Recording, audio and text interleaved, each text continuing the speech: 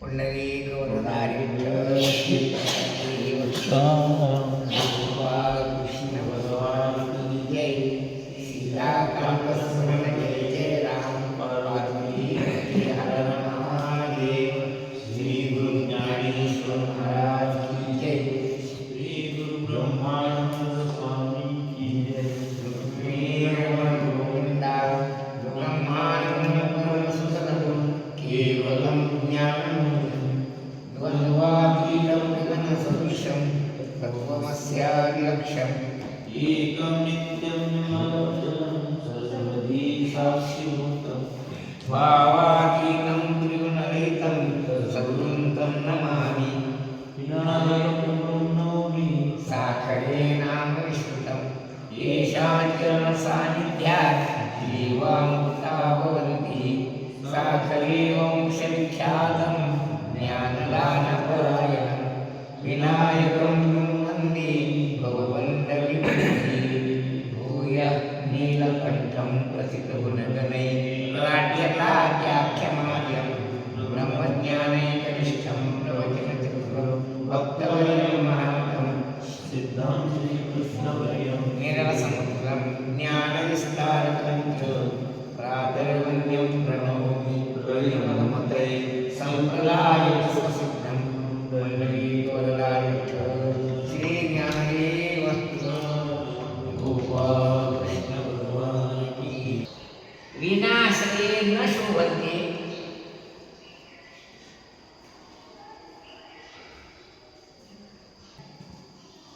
पंडिता वनिता लता.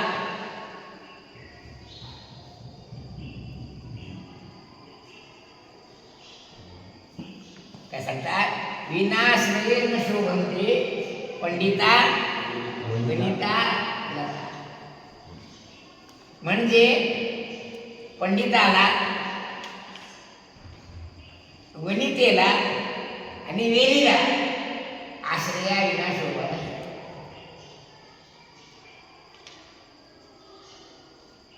राहू शकत नाही. ते शोभा नाही म्हणजे राहू शकत नाही.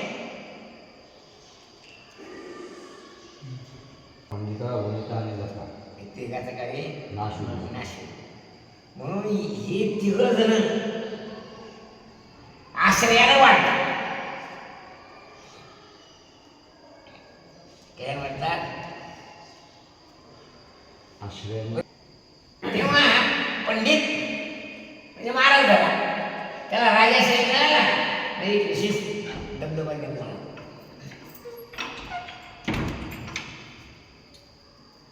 काय होते? नाही मिळालं तर नाही मिळालं त्याची किती वाढत नाही. एवढं त्याच्यापेक्षा काय त्याचा मोक्ष नष्ट होतो असं असं नाही. विनाश्रयेन शोभन्ते पंडिता वनिता लता. एकमेकाविना ते राहू शकत नाही. अर्थात आश्रयाविना वाढू शकत नाही. असं अंतःकरण शरीराविना राहू शकत नाही. एवढ्या करता रामदासाक सांगितलं. काय सुखदुःखात धर्म कोणाचे तर अंतःकरणाचे. पण अंतःकरण शरीराविना असू शकत नाही.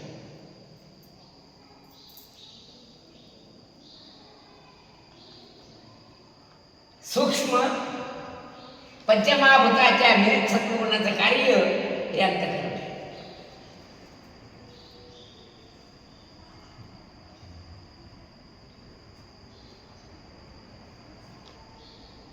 ती सुखाचे आश्रम झाले. म्हणून सुखदुःखाचा व्यवहार कुठून घडतो? ज्याला शरीरच नाही पण अंतःकरण आहे त्याला सुखदुःख होत नसतात. काय काय काय कसं आहे? ज्याला शरीरच नाही पण अंतःकरण आहे त्याला सुखदुःख होत नसतं. असं कोण आहे? अंतःकरण नाही पण शरीरच नाही त्याला. कोण आहे असं? कोण आहे? भूत, प्रेत, पिशाच यांना सूक्ष्म शरीर म्हणजे अंतःकरण असते पण स्थूल शरीर नसते. मग त्याला भोगाची इच्छा झाली हे काय जिवंत माणसाच्या शरीरात नसते. अरे बापरे, खाल्ल्यावर टोपल्यावर शिरा खाल्लाय आपण. किती शिरा खाल्ला? बोला. म्हणून हे जे राशी भविष्य आहे हे शरीराचे आहे, आत्म्याचे नाही. म्हणजे राशी भविष्याचा परिणाम सुखदुःखाचा व्यवहार. सुखदुःखाचा व्यवहार स्थूल शरीर आणि सूक्ष्म शरीर याच्या संबंधाने घडतात, आत्म्याचे नाही. पुढे म्हणून मी आत्मरूप आहे. आत्मा काय ते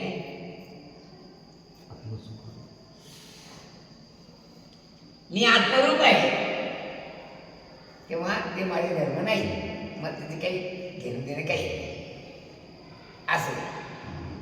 कारण पुढे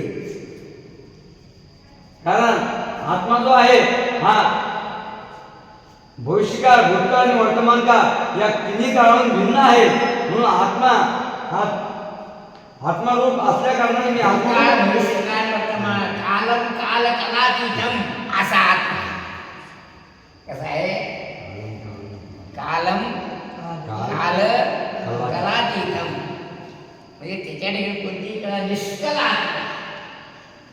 कसा आहे? निष्कल म्हणजे कलारहित. जसे चंद्राला किती कळा असतात? किती कळा असतात चंद्राला? 16 कला असतात. बरोबर आहे. पण त्याला कलावंत म्हणतात. आणि हेच नाव पुढे ठेवायचं असतं तर कलावती, कलावंती असं म्हणतात. काय म्हणतात? कलावंत म्हणजे कोण? चंद्र. चंद्राला कला किती येतात? 16. कोणकोणत्या? लक्षात ठेवा. प्रतिपदा, द्वितीया, तृतीया, चतुर्थी, पंचमी, षष्ठी, सप्तमी, अष्टमी, नवमी, दशमी, एकादशी, द्वादशी, त्रयोदशी, चतुर्दशी, पौर्णिमा आणि अमावस्या. झाल्या 16 कला चंद्राच्या असतात. पण आत्म्याच्या ठिकाणी कोणतीच कला नाही, पण त्याला निष्कल असतात.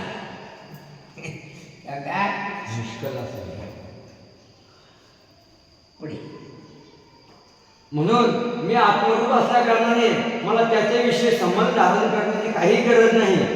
दाखल निर्माण करते काही गरज निर्धनाला चांगली गोष्ट.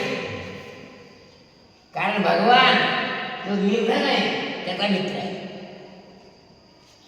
प्रमाण अकिंचनातिमार्जनम चिरंतनोक्ती भाजनम. अकिंचन म्हणजे न पैसे अकिंचन म्हणजे काय? काहीच नाही, निव्वळ शरीर मात्र असा. त्याचं नाव काय? अकिंचन. कारण पैशाच्या ठिकाणी 15 अनर्थ असतात. किती असतात? याच्याबद्दल विशेष विचार भागवतात वाचून घ्या. हे भागवती पोट बरे भागवते रे येणं माहीत नाही का? माहीत पोट बरी येते आपल्याला चला तुम्ही सरोवर आता चला आहे घेऊन या, आपण घेऊन या. बरं कुंडाला मारायला चालला काय? धंदेवाईक महाराज निघाले भागवती आणि अभ्यास करणारे भागवती निघाले. जे अभ्यास करणार आहेत त्यांना माहिती. 2-3 तुम्हाला सांगतो. पैशाच्या जवळ संशय राहतो. त्याला जो संशय राहतो. पैशाजवळ भय राहतो. उदाहरणार्थ रुपेश भाऊच्या खिशात 15,000 रुपये. रात्री एकटा पाहिजे जातो ते घरी. कारण बेटा डर लगता है तो बेटा कह रहे बाबा जी डर तो पीछे गया. पीछे गए म्हणजे काय? गोष्ट अशी आहे. मच्छर नाक बसतील लागेल म्हणजे ब्रह्मदेशन केला होता. आणि ब्रह्मदेशामध्ये सगळ्या बायाच असायच्या. आता काय म्हणून माहित नाही, म्हणून त्याच ना इंग्रजांनी म्यानमार नाव ठेवलं. म्यान म्हणजे माणूस, मार म्हणजे ते माणूस तिकडे मुरात असत. स्त्री राज्यामध्ये काय राहायचं, सगळ्या बायाच असायच्या, माणसं नसायची. मग इंग्रजांनी त्याचं नाव काय ठेवलं, म्यान म्हणजे काय, माणूस. मार म्हणजे मरतात तिकडे मार गेली. तिथे नाव काय महिना केली कसं काय नाव तिचं, तिला मच्छिंद्रापासून एक मुलगा झाला, त्याचं नाव मीना, त्याचं नाव. हा गोरक्ष आपल्या गोष्टी सोडून करण्याकरता दररोज जर मुक्काम करतात पायी पायी तिने गेला तर श्रीराज्याच्या सीमेवर मारुती रक्षण करत होता. श्रीराज्याचं त्या मारुतीवर याने युद्ध झाले, मारुतीला जिंकलं आणि श्रीराज्यात प्रवेश केला. कसा काय केला, योगायोग समजा. तिकडून काही कलावंतीने येत होती, कलापथक करण्याकरता कलापथक येत होतं. हा बसला मला मदत आणि मग तुमची देवी त्या बाया तुला देत नाही काय काहीतरी माणसं किंमत नाही. मग याने काय केलं, बाईचं रूप धारण केलं, गेला तर चांगलं खांदा वाजलं. तिथल्या त्या राणीनं तिचा कार्यक्रम ठेवला. नेहमी जर येतात तबला वाजवता वाजता बोलतात त्याच्याकडून, चलो मच्छिंदर गोरा खाय काय झालं असा कोला काय. हा शेवटी त्याला मच्छिंदरनं बाई काढतात. मग जाता जाता तिथल्या बाईनं त्याला सोन्याची चिप दिलेली असं जोडी टाकली. मग ते रस्त्यात जाताना काय म्हणता, बेटा या कोणी डर आहे, डर लगता आहे असं म्हणायचं. याला विचार केला असं नेहमी का म्हणते आहे. मग एकदा सर लग्नीला म्हणजे बसलो जोडी येते याच्या जोड दिली. याला वाटतं झालं काय हातावर पाहिला सोन्याची दिसली, त्यांनी दिली फेकून अशी सोन्याची आणि तुझा दगड टाकायचा. लय चालता चालता नेहमी माझा बच्चा डर लगता है, बच्चा डर नहीं बाबा जी, बच्चा डर तो पीछे गया पीछे गया काय भानगडी डापाच वेळ झाले ना हात घालून पाहिजे दगड काय दगड लागल्यानंतर मला रडायला मग याने काय झडती विभूतीकडे अशी खेळले लोक सगळे करून टाकले. पण गोरक्षा म्हणून आजही त्या भागामध्ये सोने नावाचे गाव सुरेंद्रनगर जिल्ह्यात आहे बा, श्रीरामपूरच्या जवळपास एक सोने नगर जिल्हा असं डर पुढे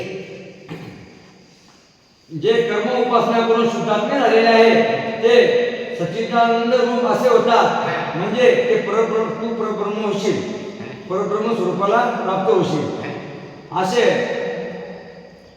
म्हणजे जर आपण हे स्थूल सूक्ष्म देहा म्हणजे स्थूल सूक्ष्म म्हणजे जर आपण भिन्न राहिलो तर आपण नक्कीच आनंद रूप होऊन जाऊ. म्हणजे सूक्ष्म भिन्न आहे, फक्त स्थूल सूक्ष्माचा मी आहे तू कसा आहे, स्थूल आणि सूक्ष्म शरीरावर भिन्न आहे. कसा आहे, दारा पत्य क्षेत्र नित्यादी दूर साक्षी नित्य प्रत्येगात्मा शिवोहम असा आहे. पण भ्रमाने मी त्यांचा असं समजतो, काय समजतो, त्यामुळे तो सुखदुःखाचा भोगता होतो. पुढे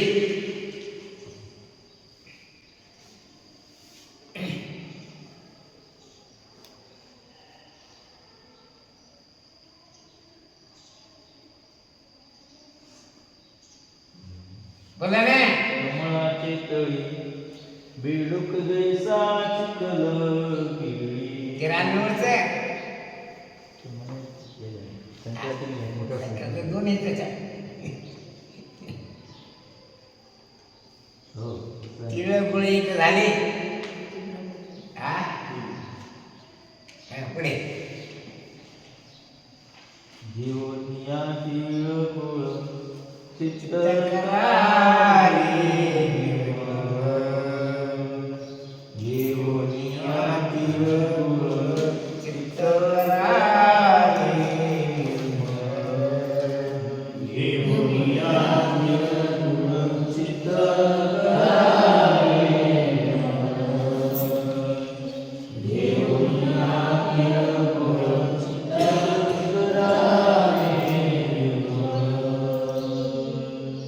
दृढवैरत्व विसरा ब्रह्मभाव जागा करा विसरा ब्रह्मभाव जागा करा. दृढवैरत्व विसरा ब्रह्मभाव जागा करा दृढवैरत्व विसरा ब्रह्मभाव जागा करा दृढ वैरत्व विसरा ब्रह्मभाव जागा करा. दृढ वैरत्व विसरा ब्रह्मभाव जागा करा. दृढवैरत्व विसरा ब्रह्मभाव बहु दिवस नाही संग सुख वाढवा अंग. बहु दिवस नाही संग सुख वाढवा बहु दिवस नाही संग सुख वाढवा अंग. बहु दिवस नाही संग सुख वाढवा रंग दृढवैरत्व विसरा ब्रह्मभाव जागा करा दृढवैरत्व विसरा ब्रह्मभाव जागा करा वैरत्व विसरा ब्रह्मभाव जागा करा. दृढ वैरत्व विसरा ब्रह्मभाव जागा करा. म्हणे भगवान जाईल शेवटी दुःखाची येईल म्हणे भगवान जाईल, शेवटी दुःखाची येईल.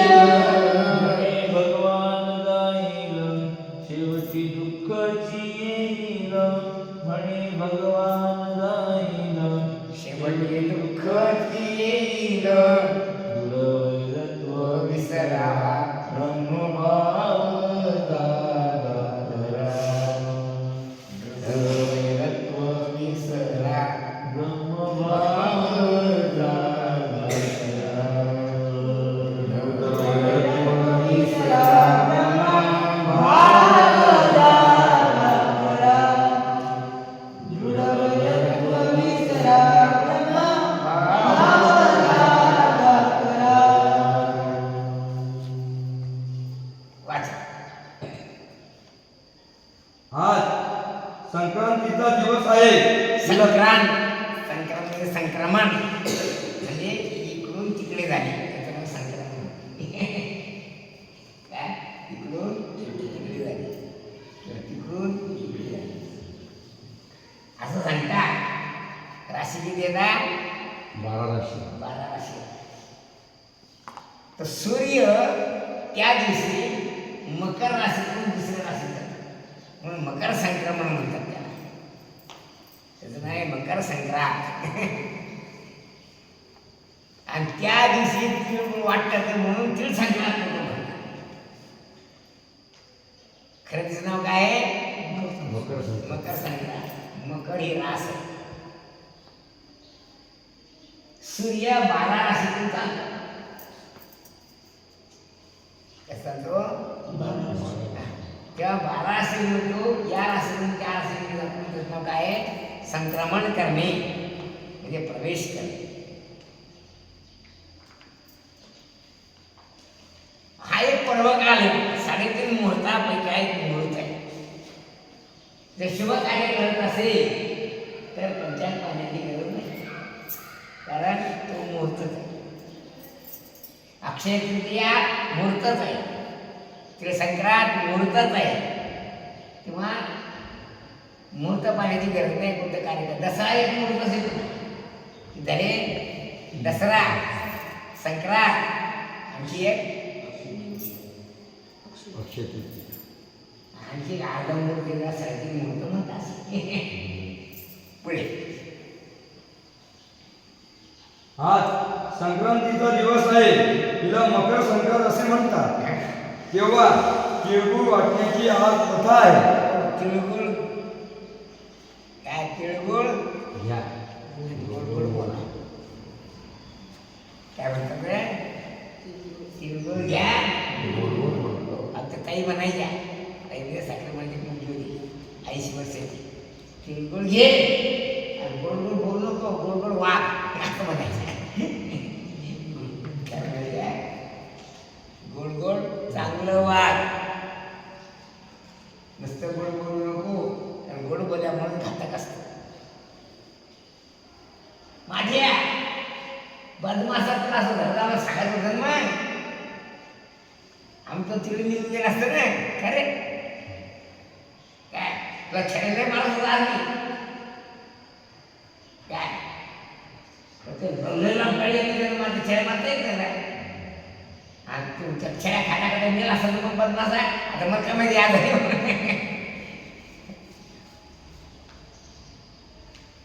काय गोड गोड वागा.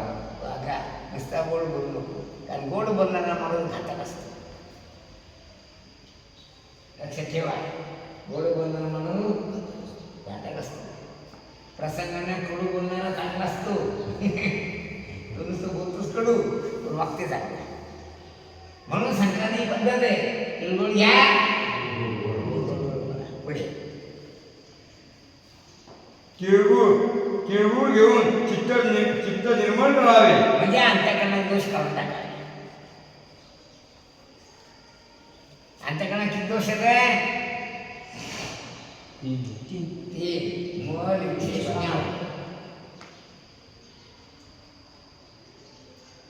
किती रे? तसे तर बरेच आहेत मग.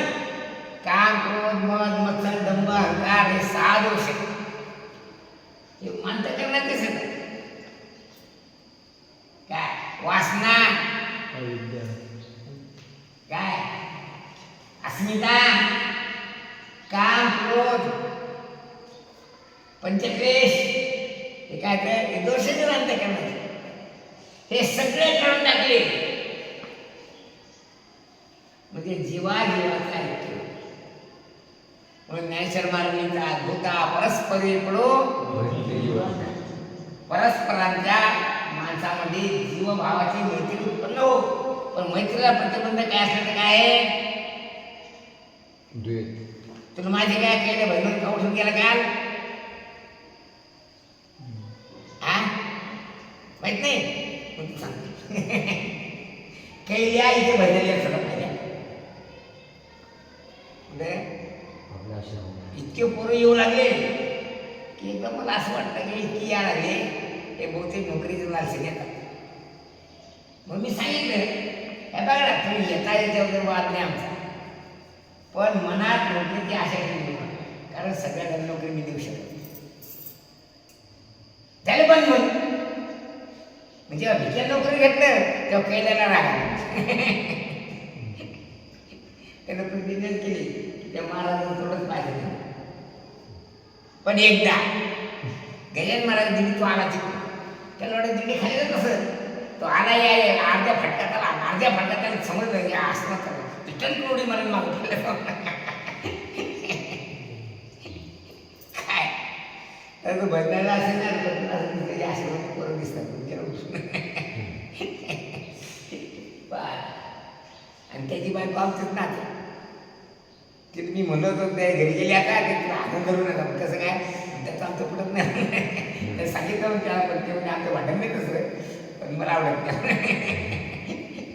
पा कसं आहे माणूस आपल्या मनात एखादी इच्छा करतो आणि इच्छा पूर्ण झाली म्हणजे नाही कारण वैर धरतो आणि विनाकारण म्हणण्याचा त्याला कारणच कारण जगात कारणाविना कोणताच व्यवहार होत नाही. काय कारण आहे आपल्या मनात आपण धारण केलेली वासना ती अपूर्ण राहिली आणि माणसाची वेळ झाली. त्या वासना काढून टाकली म्हणजे जीवाजीवाचं चित्त निर्मळ होते. म्हणून काय करायचं, चित्त करावे निर्मळ. म्हणजे भूतकाळ भविष्यकाळ नाही, भूतकाळ वर्तमान काळ या आपल्या मनामध्ये जे काही वक्रभाव असेल, व्यंकटी असेल, ती सांडो काय ती काढून टाका आणि काय करा, दृढ वैराग्य विसरा.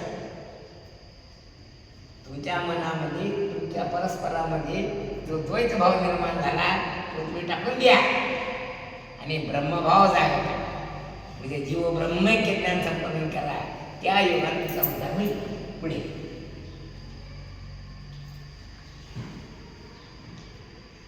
असा गुरुजनांचा आदेश आहे. जन्मजन्मांतरीचे वेळ असल्यास ते विसरून जावे आणि सर्व घटी एकच परमात्मा आहे, परब्रह्म आहे. शरीरामध्ये आधी एक ध्यानात ठेवा. हा. परब्रह्म आहे असा निश्चय करावा. अर्थात मी ब्रह्मरूप आहे असा निश्चय करावा. हा देह बहुत कालापर्यंत राहील असे काही सांगता येणार नाही. पण बहु दिवस नाही सांगितलं म्हणजे तुमची आमची माहिती काही जास्त काळ राहणार नाही. झालं आता समजा काय सांगतो पुढच्या वर्षी काय होईल काय नाही.